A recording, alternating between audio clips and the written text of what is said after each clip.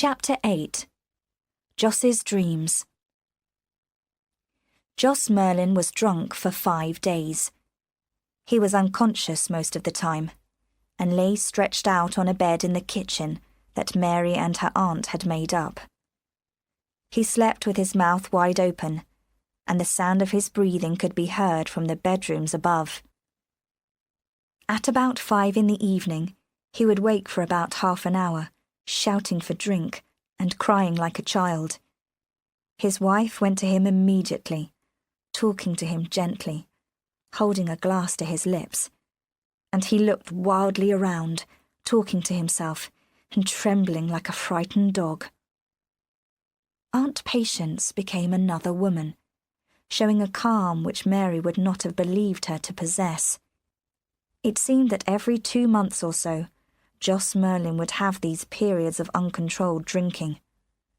They were becoming more frequent, and Aunt Patience was never quite certain when they would happen. On the 5th morning the wind dropped and the sun shone, and in spite of the adventure of a few days before, Mary decided to try the moors again. This time she made for the East Moor, walking towards Kilmar. With many hours of daylight to come, there was no danger of being lost. Mary had walked for an hour or more before she stopped, her progress barred by a stream that divided and ran in different directions. It lay in a valley in the hills and was surrounded by marshes. The country was not unknown to her.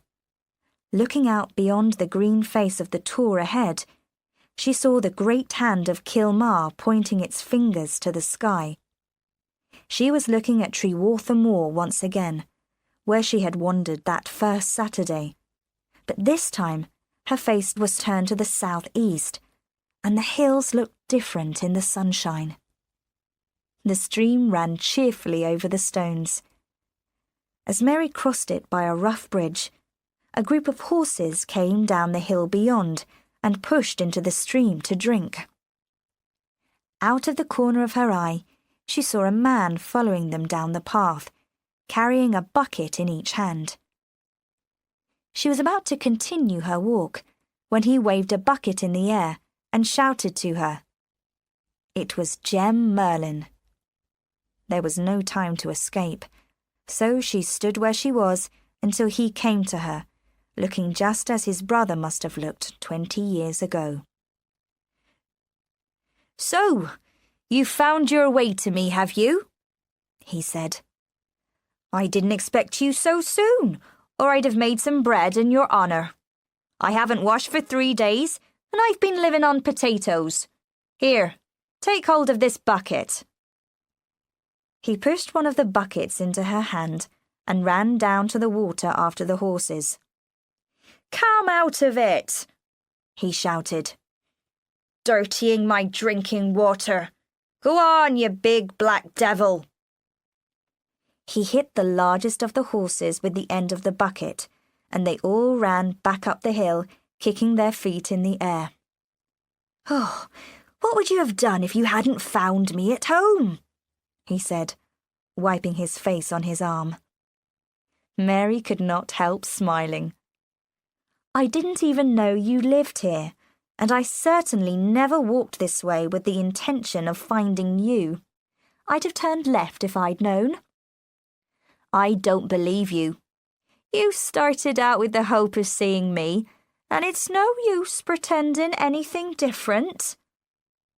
He led the way up the path, and turning the corner, they came to a small grey house built on the side of the hill. There were some rough farm buildings at the back, and a piece of land for potatoes. She followed him in, bending her head under the low doorway. The room was small and square. Mary looked around her in disgust. "Don't you ever do any cleaning?" she asked him. "You ought to be ashamed of yourself. Oh, leave me that bucket of water and find me a brush." She set to work immediately. "How long has your mother been dead?" 7 years this Christmas." he answered. Because of my father being hanged and Matt drowned and Joss gone off to America and me growing up wild, she turned religious and used to pray here by the hour, calling on the Lord. I couldn't bear that, so I ran away to sea. But the sea didn't suit my stomach, and I came back home. I found Mother very thin. You ought to eat more, I said. But she wouldn't listen to me. So I went off again and stayed in Plymouth for a time, earning a little in my own way. I came back and found the place empty and the door locked. They told me my mother had died. She'd been buried 3 weeks. What's the matter? It'll be a good thing when there's not a Merlin left in Cornwall. It's better to have disease in a country than a family like yours. You and your brothers were born twisted and evil. Do you never think of what your mother must have suffered? Jem looked at her in surprise. Mother was all right. She never complained. She was used to us. How's the landlord of Jamaica Inn then? He's had too much to drink, like his father before him. That'll be the ruin of Joss, said his brother seriously. One day, he'll kill himself with drink. The fool. Has anything been happening at Jamaica Inn? We had Mr. Bassett from North Hill last week. You did? What did the magistrate have to say to you? Uncle Joss was away from home. Mr. Bassett was determined to come into the inn and search the rooms. He broke down the door at the end of the passage, but the room was empty. He seemed disappointed and very surprised, and he rode away in a bad temper. He asked about you as it happened, and I told him I had never seen you. Jem's face was without expression as she told her story, but when she came to the end of her sentence and the mention of himself, he laughed. Why did you lie to him? He asked. It seemed less trouble at the time. If I'd thought longer, no doubt I'd have told him the truth. You've got nothing to hide, have you? Nothing much, except that the black horse you saw by the stream belongs to him. He was grey last week, and worth a small fortune to Mr. Bassett. I'll get a few pounds for him at Launceston if I'm lucky. Come down and have a look at him. They went out into the sun. Then Jem spoke again. What did Mr. Bassett expect to see at Jamaica Inn? Mary looked him straight in the eyes. You ought to know that better than I do, she answered. It was lucky for Joss that everything had been moved, he said quietly. It's only a matter of time before they catch him. All he does in self-defence is to get drunk, the fool. Mary said nothing. If Jem was trying to trap her by his openness, he would be disappointed. You must have a good view from that little room over the front door, he said. Do they wake you from your sleep? How do you know that's my room? Mary asked quickly. She saw the surprise in his eyes. Then he laughed. The window was wide open when I rode into the yard the other morning. I've never seen a window open at Jamaica Inn before. The excuse was hardly good enough for Mary, and a horrible suspicion came into her mind. Could it have been Jem who had hidden in the empty guest room that Saturday night? Something went cold inside her. What does it matter to you how much I know? All I think about is getting my aunt away from the place as soon as possible. As for your brother, he can drink himself to death for all I care. His life is his own, and so is his business. It's nothing to do with me. Jem whistled. So, smuggling doesn't worry you after all. But supposing he were concerned with other things. Supposing it were a question of life and death, and perhaps murder, what then? I don't know what you mean, said Mary. He looked at her for a long time, without speaking. Perhaps not, he said at last. But you'll come to know if you stay long enough. Why does your aunt look so pale? Ask her, next time the wind blows from the northwest. Why are you going? It's early yet. It won't be dark until after 4. What's the matter with you? He took her face in his hands and looked into her eyes. I believe you're frightened of me. You think I've got boxes of wine and spirits and tobacco in the little bedrooms above, and that I'm going to show them to you and then cut your throat. That's it, isn't it? We're a wild lot, we Merlins. And Jem is the worst of us all. Is that what you're thinking? She smiled back at him in spite of herself. Something of the sort. But I'm not afraid of you. You needn't think that. I would even like you if you didn't remind me so much of your brother. I can't help my face, he said. And I'm a much better-looking man than Joss. You must admit that. Oh, you've confidence enough to make up for all the other qualities you lack. And I'll not argue about your face. Now let me go. Are you coming to Lanson with me on Christmas Eve? What will you be doing over at Lanson, Jem Merlin? Only selling Mr. Bassett's horse for him, my dear. Oh, say you'll come. Supposing you were caught in Lanson with Mr. Bassett's horse. No one's going to catch me. Take a risk, Mary. Don't you like excitement? You must be soft down near Helford. All right, Jem Merlin. You needn't think that I'm afraid. I'd be just as happy in prison as at Jamaica Inn anyway. How do we get to Lanson? I'll take you there in my carriage, with Mr. Bassett's horse tied up behind us. Mary was not afraid of him. To prove it, she would ride beside him to Lanson on Christmas Eve. She walked away up the hill without a backward look.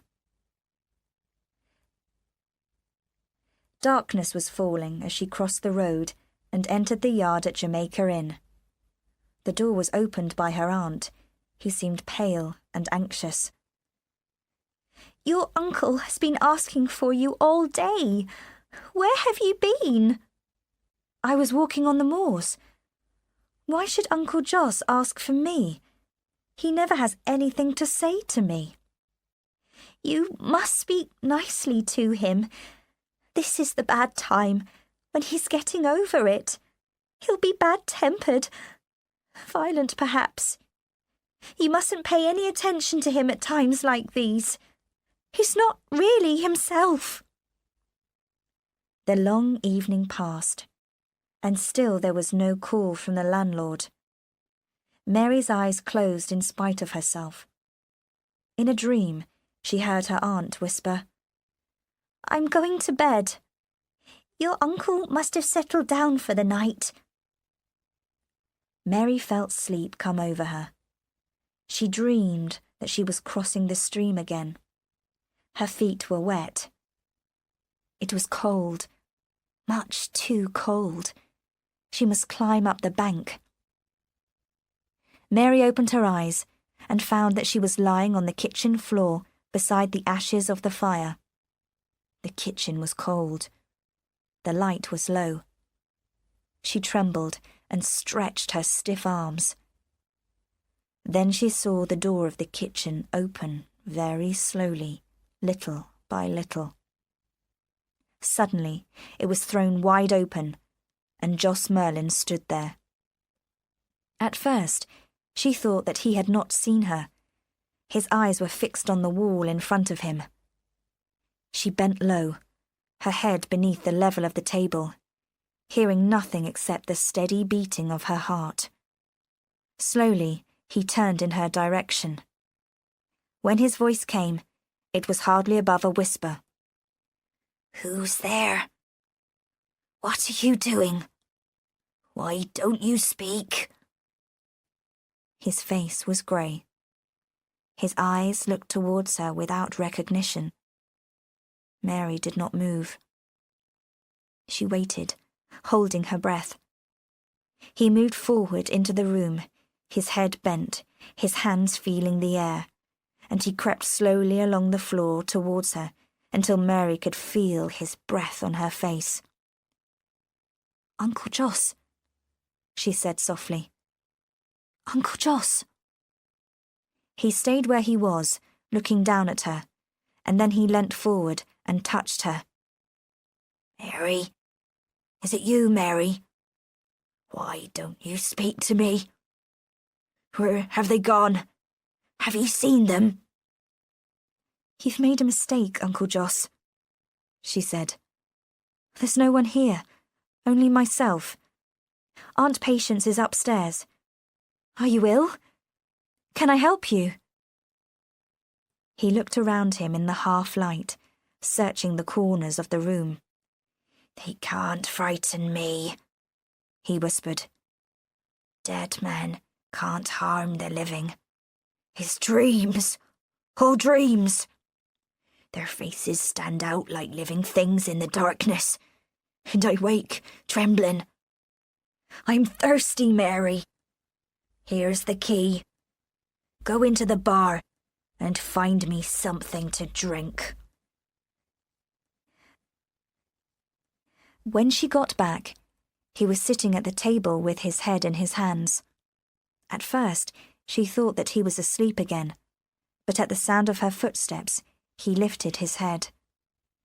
She put the bottle and the glass on the table in front of him. He filled the glass. "You're a good girl. I'm fond of you, Mary. You've got sense, and you've got courage. They ought to have made you a boy."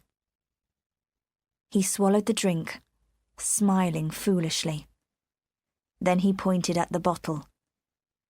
"They pay gold for this. It's the best that money can buy. King George himself hasn't anything better. They can't catch me, Mary. I'm too clever. I've been at the game too long. There are over 100 of us now, working towards the border from the coast.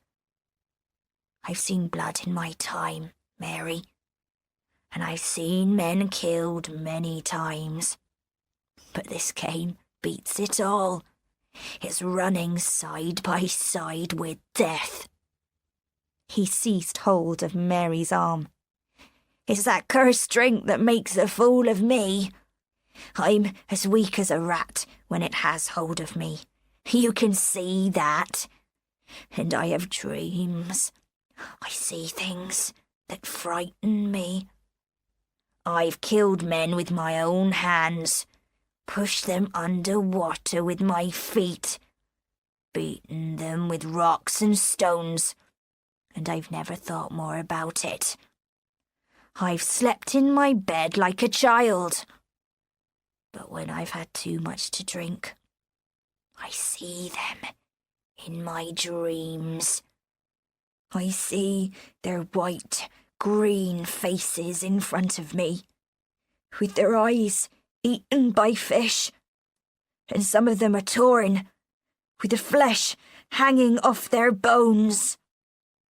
His face was close to Mary's, his reddened eyes looking into hers, and his breath on her cheek. "Did you never hear of wreckers before?" he whispered. "I've seen men hanging on the ropes of their ships for safety, shouting in terror at the sight of the breaking waves. Just like flies they are, spread out on the ropes, little black dots of men. I've seen the ship break up beneath them. and the ropes break like thread, and all of them thrown into the sea to swim for their lives. But when they reach the shore, they're dead men, Mary." He wiped his mouth on the back of his hand. His eyes never left her face. "Dead men tell no stories, Mary." She felt sick, and her hands and her feet were icy cold. She could see the pale faces of the drowned men, their arms above their heads. She could hear the cries of fear. She trembled again. She looked at her uncle and saw that he had slipped forward in his chair, and his head had fallen on his chest. His mouth was wide open, and he breathed noisily as he slept. His arms rested on the table in front of him, and his hands were folded, as if in prayer.